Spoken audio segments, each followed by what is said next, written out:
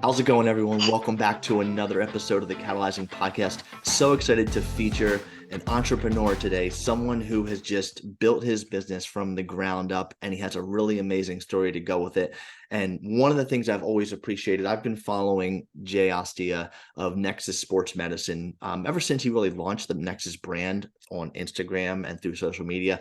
And I've always loved how he's used stories to really connect, to tell not just stories about his product, but more importantly, the stories of himself and those that use the Nexus products. So, Jay, thank you so much for taking some time to be on the Catalyzing Podcast today. Really excited to hear about your story and to talk about some really cool things. So thank you. I always look forward to do any podcast to, just give more interaction to the community. So Absolutely. it's And always good for Jay, me. even though Jay and I have interacted online, probably over the last 2 years, we first met in person in Boston this year in January. So that was pretty awesome. But I want to have an icebreaker real quick because not many people may know this about you, but you were a field radio operator as a Marine. So first of all, thank you for your service in that role. Tell us a story about that experience and explain how that played a role in Nexus. Yeah. Yeah. So pretty much whenever, I was on doing my field ops, the main thing that I really got to understand early on at a very, I guess I'd say a rapid and uncomfortable pace is that things just change on the fly so rapidly. It was specifically what we were doing in artillery. And very early on when I started out as a, young Lance Corporal, move and shoot, move and shoot, move and shoot. And the biggest thing I learned was that it's just comfort is an illusion, man. Probably one of the most impactful stories I remember, and any military person will have this type of thing to where, we were told, okay, go bed down. We're not, artillery's done shooting for tonight. We don't have to do anything. Cool. It's 11:30. Awesome. Probably, I want to say, I don't know, I was half asleep. Maybe 15, 20 minutes later, I get kicked in my rib. Yo, and then one of my guys like, yo, get the F up, we're moving out. So literally everyone in the battalion, or sorry, the unit, got their stuff, packed our sleeping stuff. And, when we go bed down, most of the time you're in a t-shirt, you're skivvy shorts, maybe you want to keep your camis on, but we all have to get dressed, get our body armor on, make sure our rifle's intact, move everything out to another site within 10 minutes. You know, so and that type of thing happens very sporadically in field ops, and it's just very unexpected. Granted, it's, one of those things that we'll all gripe about, but it also shows that, yeah, comfort is really an illusion. That's one of the mottos I really kind of take into not just even this business, but life. It's you really learn a lot from it. And that complacency kills. And one of the things I really hope with what I do is that I don't want to be some complacent person up top to where, some young hungry lion's going to try to take me out. That's what I've kind of, built into a lot of things. That's amazing. And, as the owner, and I believe you call yourself the product architect of, which I love, for Nexus. Before we get into the story, because that really paints a picture, what you just discussed of your origin story and how you've built this business by wanting to just continue to let your creativity show and be a resource to help others. There was a quote that you put on a post a long time ago. I want to share it because I think this also plays a role into your Nexus origin story. It was by Robert Fulghum. And it goes like this: I believe that imagination is stronger than knowledge. Myth is more potent than history, that dreams are more powerful than facts, that hope always triumphs over experience, and that laughter is the only cure for grief. And I believe that love is stronger than death. So that's powerful. That resonates. Let's talk about the Nexus origin story because it's an amazing. There's emotion behind it, and I know there's power behind it. So yeah, absolutely. I mean, if you really go down to the root of it, a lot of what started, just Nexus was I was angry.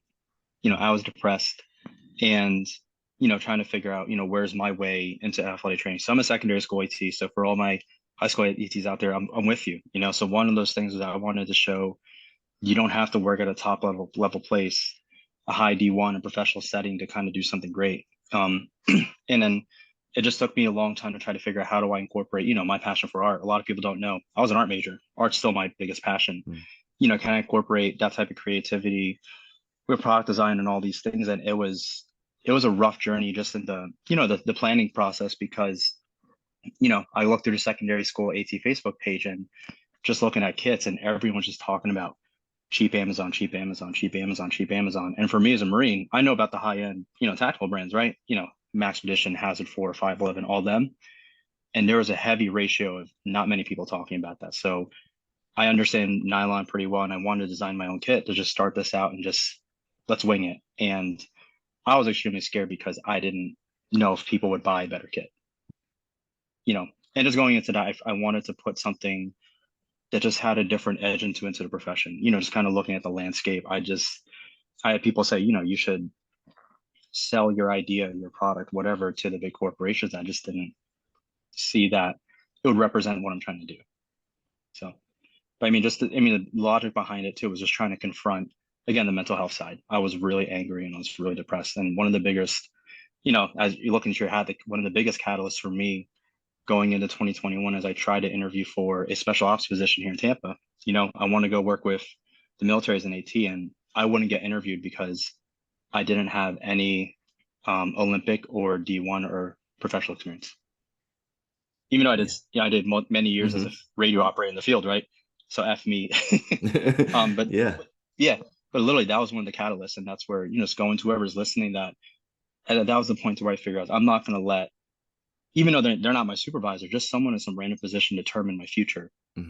I was really like sick and freaking tired of that. It's irritating. You probably experienced it too. Yeah, I don't want to deal with that. You want to own your spark and own your space and own, you want to take control of your future, your opportunity. Yeah. And you did that by launching Nexus. You not just the fact that you had a diverse background and being an art major and then, being a Marine, but like you wanted to do something bigger and better, and you wanted to solve problems that you saw were either gaps out there or just some things that were missing. And it's not just athletic trainers who benefit from your products. These are products that are that are great for a wide variety of professionals out there.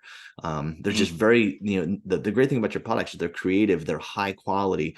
And Jay didn't pay me to give this plug, but like they're different. They're high quality and they are great for being organized and helping you do your job quickly at a high level, which is important, whether it be field medicine or sports medicine or, an emergency response type situation as an EMT, tactical situations, police officers, et cetera. So, the fact that you have your own style to that, and you create all your own art yourself, right? Like your logo and stuff. Yeah. So that's pretty awesome too.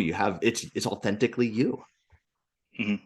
And I would say just, kind of going back to that quote too, and I tell people, and, with the new cohort of student brand ambassadors is that, this business was founded on the idea of, or let's say on an idea, but also just imagination itself. And the real big thing that I'm trying to focus on with everything is imagination. Yeah. If you ask the rest of my team, no one in our team has a role of being a salesperson. Our goal first is to create. And by being far better at creating things, the sales is going to take care of itself. And that's the same thing in private practice too. Exactly. And it's also, I think it's easy when you're trying to let your imagination show. Not everybody is good at letting it out. They feel like this will be judged. They feel like people aren't going to like this. So they might hold back. Oh God. As an artist, share that, because I'm sure there's a lot of people out there who are afraid of launching into a new role, afraid of putting art out there, afraid of putting a new idea out there because they're afraid, it's just going to get shot down. It's going to get judged. Oh yeah. I mean, I'll tell you, I'm still holding back. So, I mean, you're looking at my Cerakote pen light here. I talked to the team about this. There's at least 15 different color themes that I've designed.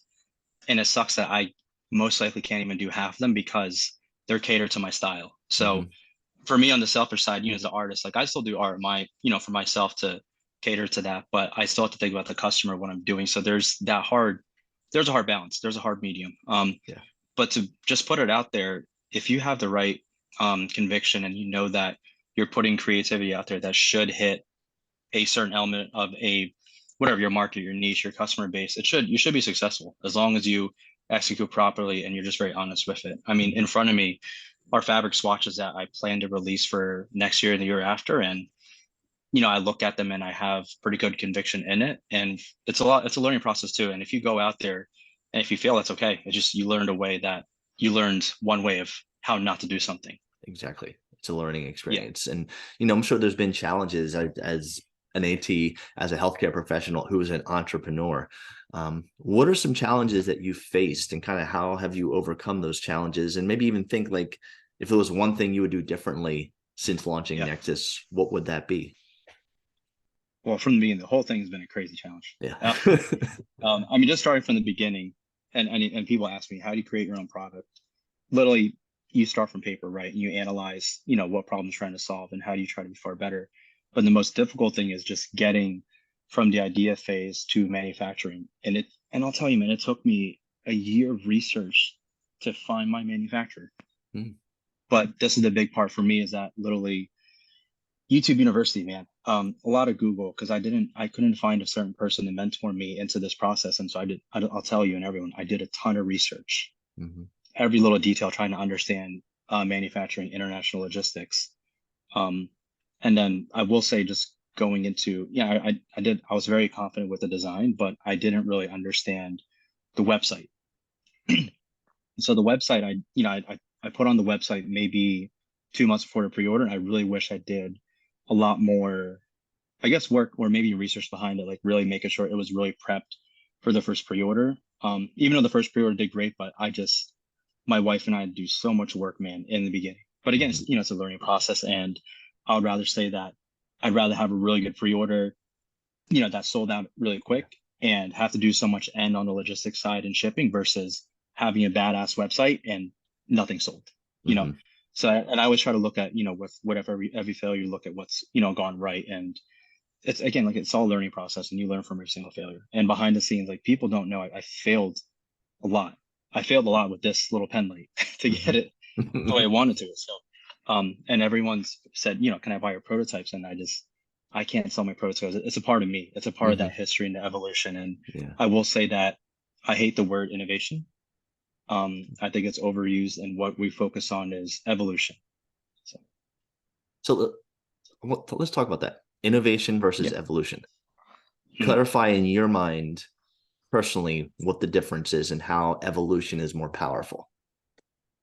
Because so when I think of innovation, I think of people saying, oh, we're going to do something that's just a little bit better or far better. But when I think of evolution, it's the ability to just rapidly adapt over a certain amount of time. It could be 2 months, half a year, 5 years from now. And that's one of the things to where kind of my biggest inspiration with evolution is Formula One, man. Like, these people change their car every single race. We're not doing that on the product side, right? But it's just that I want to be known for, calling out the other companies. I'm not going to have DV2 isn't going to be out there for the next 10 years. No, the team and I really do a lot of work and trying to do research and data to collect what do people want to see, but also try to take into account that we can't make changes based on what 5 people want. And what I try to do with the design is see what can I do what's hopefully going to work for, let's say, 50,000 people. And that's a big part with evolutionary design that a lot of people don't understand when they come up to me and say, hey, this is what I want to make happen. And then I low-key have to grill them and say, with what you want right there, you ruined a feature for 30,000 people. So that's where it's a tough balance, but that's why I believe in evolution, just being able to, you have to change over time. Not even change, but also make certain adaptations that are going to do something to hit a specific function, goal, reason, any of those different things. And I just kind of wrap that point up. A key part of evolution is you don't necessarily change your values or your mission or your key philosophies. You adapt and you read ahead to what the needs are going to be of the people that you serve. So you still can be authentically you, but you're just changing the end product. And that's where also we've had these conversations about, what do we think the profession is going to look like 5 years from now, 10 years from now, 15 years from now. Some people think I'm crazy for constantly talking to, whether it's, other business owners, program directors, college ATs. I take it extremely serious to figure out how do we make sure that we're first hitting the ground and we're striking hard. And sometimes, like, I did strike a little bit early on one product that didn't really do as well, but it's okay that, I understand, okay, that's not the certain trend we're hitting yet. So it's all calculated risk. It's all calculated risk. And I will tell you, a lot of the big corporations don't like to make those risky things, and they like to take off and copy smaller people to see when it's successful. They build up on it. But that's the same thing for me. Like, constantly making little modifications behind the scenes of how to adapt for the future. Fantastic. Just Let's not on the talk. scale Apple for now. Yeah. I love it. Let's talk about the Nexus community, because this is a big part of you. Like this is, and it's It not is. about you. And you've been very clear with that in conversations with No, it. It's I don't like about, showing myself all the time. no, It's it's the fact that I got your face on here. um, yeah. in the Nexus community. So let's talk about that, because it's very powerful. Like there's a lot of athletic trainers and healthcare professionals and tactical professionals out there that like just believe in your product because they just love to use it, and you don't even have to ask them to promote it. Like they just, it helps solve problems for them. But they're amazing people. Let's talk about, Yes. what does the Nexus community mean to you? So for me, I just think anyone that's, that wants to say they're part of, the Nexus community, Nexus family, it's just about first believing, just moving towards a better direction. With some of my business mentors I've talked to, it's that when you're doing no matter if you're doing a product or service, you're not going to hit every single person. Um, Me as a growing business owner, there's a part of me that wants to, we want to be able to go to every single person, but I can't make a really cheap bag and take away all the features. And then I don't know, maybe do I call it a Nexus product, Mhm. And that's where it's just really grateful to have the community just of people that want to just not even just, push for doing better, but just believe in the profession going a different direction, but also supporting other people like-minded. That not even our profession, but other healthcare professions can be extremely toxic. We try to get rid of that toxic nature, and also the part of the community is confronting issues. I know we're going to get into that later, but Mhm. if you're not going to stand up for yourself or be able to just kind of think in a different way, where are we as society going to go? You know, like you said, like I said, comfort is an illusion. I don't believe in while I'm working PRN, it's cool to be comfortable, but if someone goes down with sudden cardiac arrest, boom, we're all ready to do that. So it is, but yeah, the community is great though. It's awesome just to meet. It's just meeting people, right, that have had the product, and that's the part that makes me extremely happy. Whenever I go to any different show and you're just in Texas, just meeting that whole customer base, that's what makes it worth it. There's no value you can put on your return on investment in that. Mhm. Hoping to go for more regions, because the coolest thing is just looking at the map where the products have gone nationally. It's really special. It's really humbling, and what we're trying to do more things that's going to keep growing, and also just hit those repeat people because they know what we're trying to do. Mhm. And your community is nationwide, without doubt. Mm. And again, I think probably Instagram is where you have the biggest impact, I would say, from a social perspective, where you Mm. see that Nexus community truly out there. Mm. So definitely, for everyone listening, check out at nexus.sportsmed. That is their Instagram. And you could see the community members. They highlight just the stories of the people that um, are not just using the products, but just the people that are part of the community. And I think that's so crucial. So having whatever service that we provide, even if we're a leader, like think about this too. Our service, if we're a leader, our service that we provide is basically elevating our team members. So we want that to feel like a community. That is Mm. crucial. Those relationships, people feeling like you truly care about their needs, because you actually do care about their needs and you showcase it and Yep. you demonstrate it, whether it be product design or leadership or human service professions. Like that is so crucial. Developing a community is a game changer when it comes to making an impact. Sure. So I mean, crucial. look at every type of community out there for any Mm-hmm. product or service, right? There's communities behind everything. Yeah, absolutely. Let's talk about the future. What do you see? What, first of all, what's next for Nexus? And Mm. then, in the bigger picture of healthcare, tactical medicine, tactical Mm. services, what do you see as like the future, and what challenges are we going to face that we have to take on? Yeah. I guess starting on with the next big product line. So going into next year, we're really trying to grind behind the scenes to finish our new um, waist kit light sling design. So Mm-hmm. what we're planning to do next year is introduce two kits. Well, technically one kit, but in two kits. And through my market research, it's something I've been trying to figure out how to really make this design, kill two birds with one stone. And that's really going to be a big thing for next year. And again, people want it now, but they have no idea what it takes from the ground level here to manufacturing, to design, to prototyping, approving all these different things, getting raw materials on hand at the right time. They don't give a crap about that. They just want it Amazon fast. Yeah. But that's the big thing we're working on. And that's where next year we're introducing a whole new fabric line and a whole new fabric color for that next product. And I'm really excited about it. So, Awesome. and that's like, just to it. It's about bringing excitement and life to the community. Absolutely. And I guess the future, and this is where I always tell people, and I'm going to do a whole new marketing campaign. It's just that the future of our profession lies in business. Whether someone is, most people are probably going to go private practice, maybe a little bit of contracting. I don't know how many people do product like me, but a lot of, the student athletic trainers are always talking about on Twitter, especially, other forms of social media, about how, everyone's just trying to address the pay thing. If you want to really look about how to, control your pay and not have someone determine your will, you go into business yourself. And is it for everyone? No, it's not for everyone.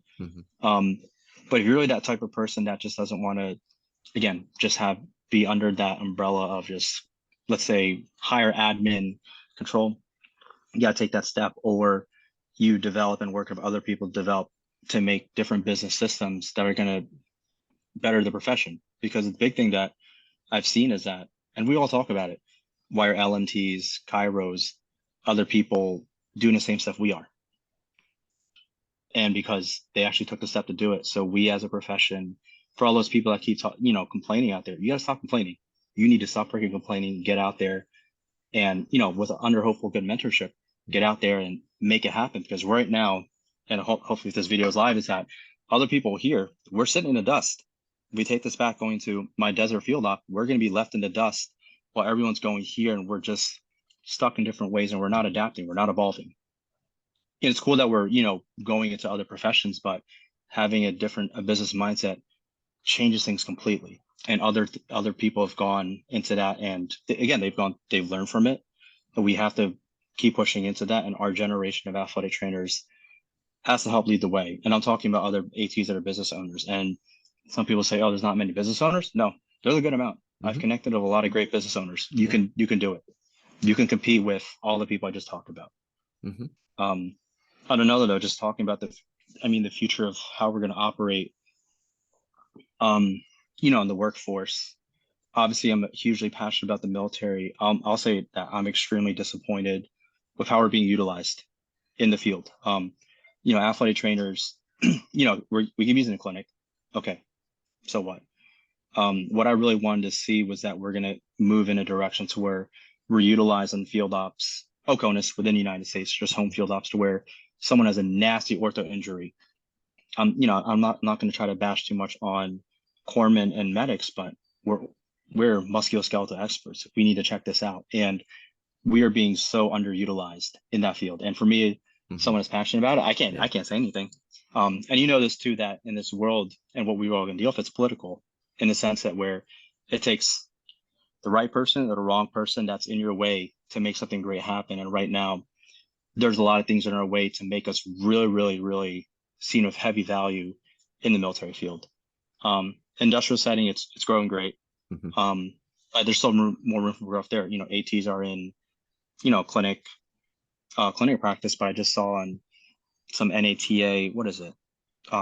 Like the daily, board discussion post that some doctors were talking about. Yes. Did you see that thing about how he didn't want to justify our salary because we're scribes? And again, that's where we need to evolve and be better, because again, we're a hybrid medical professional. And there just has to be more steps done to kind of highlight all those different things. And what it's going to require is people to get out and get boots on the ground and do the work. You can't just and I keep saying that you just can't keep complaining about it. Action has to be taken. And that's one of the things I like to address with, if I see a problem with a certain product line and I know I can exploit the weakness, we're going to do it. We're going to be first. If it's obviously my budget, I'm not Gatorade. I don't, but that's where even, as we talked about, the pen lights weren't just all about athletic training. This is also something for nurses to get into too. And what we have working down the line is that I want this business to highlight that athletic trainers have the coolest stuff. Mhm. We're not known for that right now. I don't know if you would say it. No, we're not known as having some great stuff, and that's what the bigger vision of this business is, to show that I want other people to say, "Oh, damn, I want to have what the ATs have." Mhm. That's when I'll know that I've made it. So There's so much call to action in what you just shared there that it's really valuable. And I just want to hone in on a couple of those key points. Number one is the fact that it's very easy to get caught up in complaining and feel like you can't make any progress when things are not going the way you want them to be, or when others outside of your influence of control are getting in the way of that growth. We have to focus on what we can take ownership of, what we can take action on, and create more influence. That will push away farther those outside of us that we can influence. It'll expand our scope of influence, and that takes being responsible for your own role in whatever job you play, representing it to the fullest, being effective. And like you said, not everybody wants to be an entrepreneur. That's perfectly fine. Not everybody has to be. It doesn't mean you it's can't not show for your everyone either. value. Yeah, it doesn't Yeah, mean you can't showcase your value at the highest level for whatever role you play on your team. If you don't want to yeah, have your own business, that's fantastic. We have very much a need for team members and parts of yes, organizations. The key is that organization as a whole moving forward and growing together and making the most of their team members, the highest scope of their practice. Are they leveraging collaboration and intraprofessional collaboration and interpersonal teamwork that are elevating everybody when you're in that role? Versus when you're by yourself, if you're an entrepreneur or you're part of a small group, well, then you know what? Are you taking the steps to take ownership? And if you see problems out there, if you see challenges, what can you control versus just waiting for, they're not doing this, they're not doing that, they're not doing that. yeah. It's easy to get caught up in pointing fingers, Especially but hindsight. exactly. We've all done it. I mean, absolutely. But we have to take ownership of what we can control. And I think that really sums up what you were talking about is we all want things to be better. We want to be paid more. We want to be higher respected. And when we recognize for what we do, we all have that potential if you do it the right way. And Yes, it's all absolutely. about also building allies, building your bridges, building bridges instead of building walls around what you do. Mhm. And the more you complain, the more those walls go up.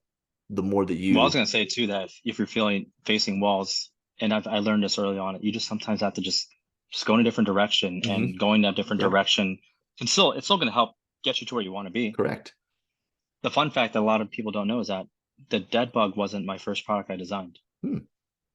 And I will say, as I just had a meeting with someone about what I'm excited for a couple years down the line, is that all the failures I made have really put me to the point to when I release the first product I ever designed, Mm-hmm. it's just gonna, yeah. That's going to And become that's a full where, circle then. yeah, well, that's a catalyst too. And Yeah. that's where I've learned so much. And the biggest thing about being in this position is that ever since I left the old company I used to work for, I've learned what I learned in the past 2.5 years starting this business is what I'll Mm-hmm. learn more than working 20 years at my old position. Mm-hmm. And that's really the beauty and something powerful about it. And I love it too. So, Amazing. Well, keep learning, Jay. Keep growing. We're very excited to see where the Nexus brand goes, to see the community expand, to see the amount of professionals who really benefit from what you do. But more importantly, just thank you for making an impact in your own way, for being authentically you, and for showing that it can be done on can a be done. small scale and it Straight, can grow. straight up. You can make that happen. So I want to just share, for anyone who does want to learn more about the Nexus product line, Nexus Sports Medicine, is just www.nexus-sportsmed.com. You can check out everything there. I already mentioned Instagram at nexus.sportsmed. You can also follow on Twitter at N as in no sportsmed. And then also on Facebook, if you just search Nexus Sports Medicine. So that gives you a lot of different, whatever your preferred platform is, but you can learn more about that. And, if it resonates with you, if that product, even if you don't buy a product, if that community resonates with you, share your stories. I know Jay is all about that. So Jay, thank you so much for taking some time to be on the Catalyzing podcast. Really was a fulfilling conversation with you, and I wish you nothing but the very best in your journey. Oh, thank you. Every conversation should have something meaningful to it, and I'm glad to again take the time out to talk about that. So awesome. Fantastic, Jay. Well, hope you have a fantastic day, and we'll talk again soon. all right, thank you. Appreciate it.